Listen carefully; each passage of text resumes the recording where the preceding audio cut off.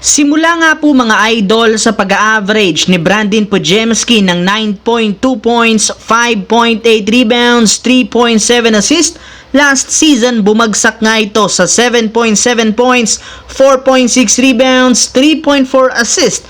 At syempre, bumagsak rin naman ang efficiency ratings nito ngayon sa Golden State sa dami ng mga maling nagawa nito lalo sa crucial moment ng laban mapa-opensa o depensa. Dahil dyan, may ilang mga fans nga po ng Warriors ang nagsisimula ng mawala ng tiwala.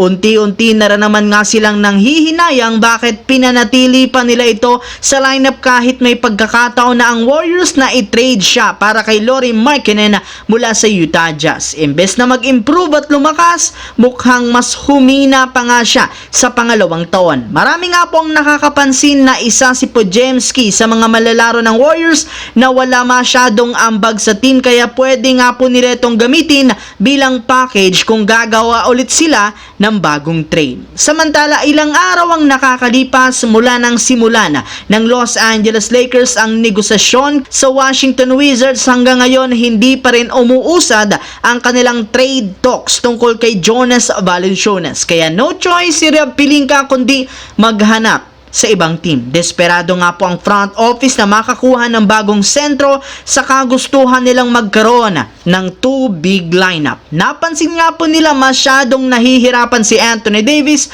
sa tuwing mas malalaki ang nakakatapat nito. Ayon nga po kay Jovan Bohan ng The Athletic, sinubukan nga po ng Lakers kausapin ngayon ang front office ng Bulls para malaman ang asking price para kay Nikola Vucevic. Plano nga po ni Rob Pelinka ang i-offer si Rui Hachimura upang makuha ito na gagamitin bilang starting center kasunod kay Anthony Davis na ibabalik sa power forward kapag naging successful ang kanilang trade sa Chicago Bulls bago ang trade deadline. Samantala, makalipas ang ilang taon na paghihintay, nakabalik na nga pong muli si Lonzo Ball sa Chicago Bulls matapos siyang sumailalim sa dalawang klaseng operasyon para maisaayos ang tuhod. Kinailangan nga po nito manghabang araw sa pagpapakondisyon. Ngunit kahit man kakabalik pa lang nito sa Bulls, may lumabas nga pong balita ngayon na pinaplanuhan na nga po ng front office na i-trade siya as soon as possible. Kahit man gusto ng Bulls na panatilihin ito,